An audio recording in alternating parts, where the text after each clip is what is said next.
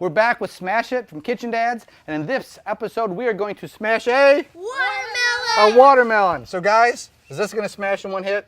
Yep. One yes. No. No, we have a yes and a no. All right, remember safety goggles. We don't want to be blinded by watermelon. Ready, Nick?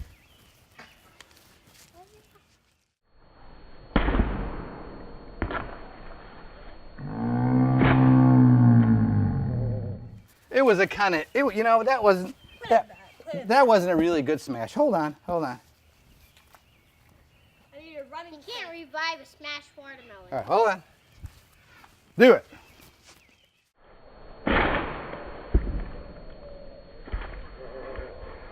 Hey, okay, it's enough. You'd think as much as Nick loves watermelon, he'd have something against this one. Anyway, we've got some great dishes to make with watermelon. Maybe not this one. But anyway, check them out at kitchendadscookings.com. We'll see you next time.